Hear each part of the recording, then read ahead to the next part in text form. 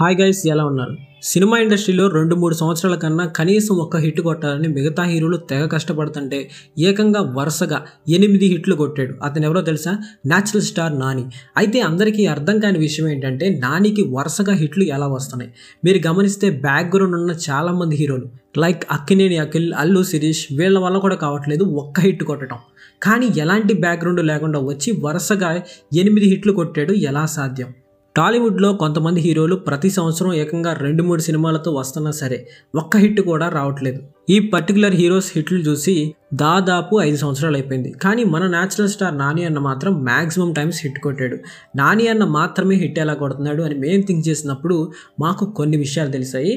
అవి ఈ వీడియోలో డిస్కస్ చేస్తాను. సో వీడియోని అస్సలు మిస్ అవ్వద్దు, చాలా ఇంట్రెస్టింగ్గా ఉండబోతుంది. వీడియోని స్టార్ట్ చేసే ముందు నాది వచ్చిన రిక్వెస్ట్, మన ఛానల్లో వీడియో చాలామంది చూస్తున్నారు కానీ సబ్స్క్రైబ్ చేసుకోవట్లేదు. సో ప్లీజ్ సబ్స్క్రైబ్ చేసుకోండి అండ్ వీడియోస్ని లైక్ చేయండి.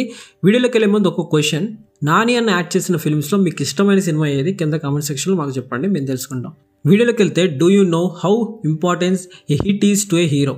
ఒక హీరోకి హిట్ ఎందుకంత ముఖ్యమో ఇప్పుడు మనం తెలుసుకుందాం. ఒకప్పుడు అంటే మన నాన్నలు యంగ్స్టర్స్గా ఉన్నప్పుడు హీరోలు సినిమాలు తక్కువే, అందుకే మ్యాక్సిమం అన్ని సినిమాలు హిట్ అయ్యేవి. చెదురుమదురు ఫ్లాప్స్ వచ్చిన, స్టోరీలో అంతగా కంటెంట్ లేకపోయినా పెద్దగా పట్టించుకునే వాళ్ళు కాదు. కానీ ఇప్పటి రోజుల్లో ఒక హీరోకి హిట్ లేకపోతే అతనికి వాల్యూ ఇవ్వట్లేదు. Directors and film producers flop సినిమాలు వచ్చిన హీరోతో అంటే ఫ్లాప్ హీరోతో సినిమాలు చేయడానికి ఇష్టపడట్లేదు. ఇప్పుడు సిచ్యువేషన్ ఏంటంటే, నువ్వు పాస్ట్లో ఎన్ని హిట్లు కొట్టినా, పాస్ట్లో తురుమ్ తోప్ హీరో అయినా ప్రెజెంట్ కూడా నువ్వు హిట్ కొట్టాలి. అప్పుడే నీతో సినిమా చేస్తారు, అప్పుడే నీకు వాల్యూ ఇస్తారు, అప్పుడే నువ్వు హీరోగా సర్వైవ్ అవ్వగలవు. చాలామంది హీరోలు ఏమంటారంటే, సినిమా రిలీజ్ అయ్యేదాకా సినిమా హిట్ అవుద్దో ఫ్లాప్ అవుద్దో మనం చెప్పలేమంటారు. కానీ నాని అన్న ముందుగానే ఎలా ప్రిడిక్ట్ చేయగలుగుతున్నాడు, సక్సెస్ సినిమాలు ఎలా తీయగలుగుతున్నాడు, అదే మనం ఇప్పుడు తెలుసుకోబోతున్నాం. How Nani is a successful actor. Nani అన్న ప్రతిసారి హిట్ కొట్టడానికి కొన్ని సాలిడ్ రీజన్స్ ఉన్నాయి. వాటిని వింటే మీకు కూడా ఒక క్లారిటీ వస్తుంది. సో నాని అన్న సక్సెస్ఫుల్ ఫార్ములా ఏంటో కూడా మీకు తెలుస్తుంది. Number 1, versatility. నాని అన్న తన ఫిల్మ్స్లో వర్సటాలిటీని ఎక్కువగా చూపిస్తాడు. నాని అన్న ప్రతి సినిమాలో ఏదో ఒక కొత్తదనాన్ని మనం ఫీల్ అవుతాం. సినిమా ఇండస్ట్రీ అనేది క్రియేటివ్ మీడియా.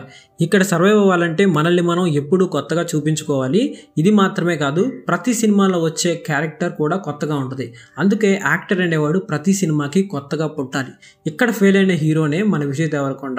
ఏ సినిమా అయినా, జోనర్ ఎలాంటిదైనా ఒకే రకమైన dialogue delivery and acting, body language ఉండటం వల్ల ఫ్యామిలీ స్టార్ సినిమా తర్వాత విజయ్ దేవరకొండ యాక్టింగ్ పైన నెగిటివిటీ స్ప్రెడ్ అయింది. కానీ నాని అన్న అలా కాదు. ఫర్ ఎగ్జాంపుల్, అష్టాచమ్మ, పిల్ల జమీందార్, ఈ 3 మూవీస్ కూడా different concept. Ashta Chamma pure romantic comedy, Pilla Zamindar ఏమో మనుషులు, ప్రేమ ఇవే విలువైనవి డబ్బు కన్నా అని చెప్పే మూవీ. ఇక ఏక సినిమాకి వస్తే ఉన్నది కొంచెం సేపు అయినా యాక్టింగ్ ఎరగదీశాడు నాని అన్న. ఈ 3 ఫిల్మ్స్ కూడా డిఫరెంట్ కాన్సెప్ట్స్. వర్సటాలిటీ మీకు చాలా చాలా క్లియర్గా కనిపిస్తుంది. Number 2, natural in acting. మీరు అబ్జర్వ్ చేస్తే నాని అన్న యాక్టింగ్ చాలా న్యాచురల్గా, ఎఫర్ట్లెస్గా ఉంటుంది. చూసే ఆడియన్స్ నాని అన్న పర్ఫార్మెన్స్ని చాలా ఈజీగా కనెక్ట్ అవుతారు. క్యారెక్టర్ని వారి లైఫ్కి రిలేట్ చేసుకుంటారు. సో ఇది కూడా ఒక రీజన్ నాని అన్న సక్సెస్కి. Number 3, choices of scripts. Nani అన్న నుంచి వచ్చిన ప్రతి సినిమా చాలా యూనిక్గా ఉంటూ ఆడియన్స్ని సర్ప్రైజ్ అయ్యేలా చేస్తుంది. అందుకే నాని అన్న మూవీస్ ఆడియన్స్ పైన ఇంపాక్ట్ని క్రియేట్ చేస్తున్నాయి.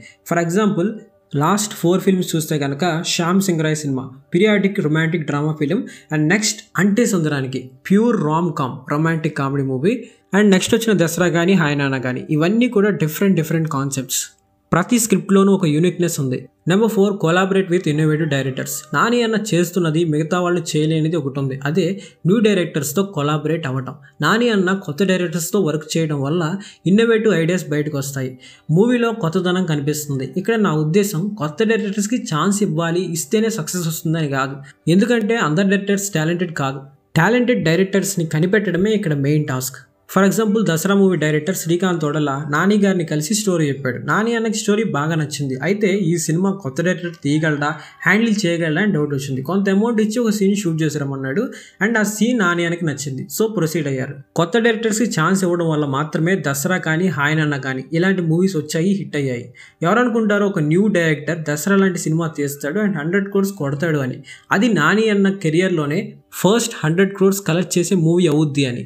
సో నాని అన్న న్యూ డైరెక్టర్స్కి ఛాన్స్ ఇవ్వడం కూడా నాని అన్న సక్సెస్కి ఒక కారణం.